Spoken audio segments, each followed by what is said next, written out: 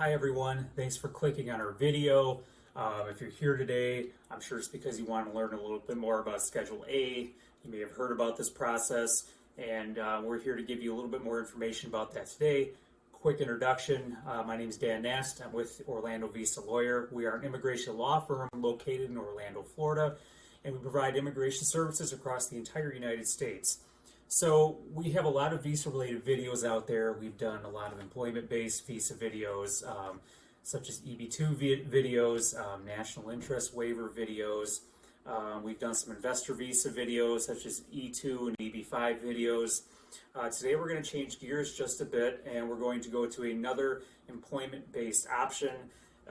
Today we're going to talk a little bit about Schedule A. We received some inquiries here and there in the Schedule A. People have a lot of questions about what is it, and we're going to touch briefly on some of these things today. So people often ask, what is Schedule A? Can I qualify for this? Well, what Schedule A is there are certain job types that the government has determined that we already lack sufficient workers, right? So if an employer petitions, meaning they want to hire one of these workers and they, file paperwork for the immigration process for one of these workers, normally they would need to go through a very lengthy process with the Department of Labor.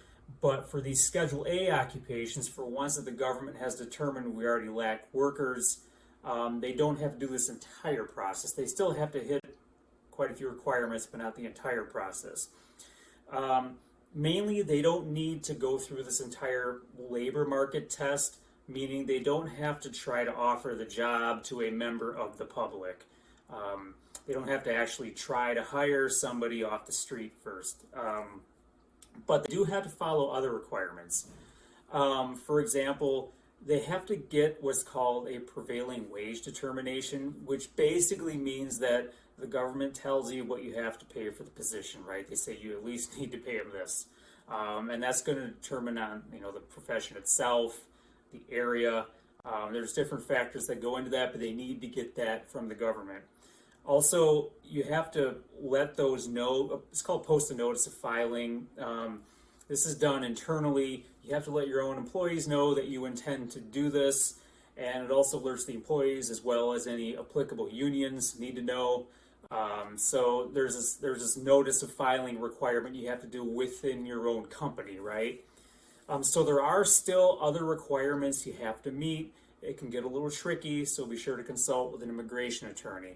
Now, you're probably wondering, we heard about some requirements for the employer.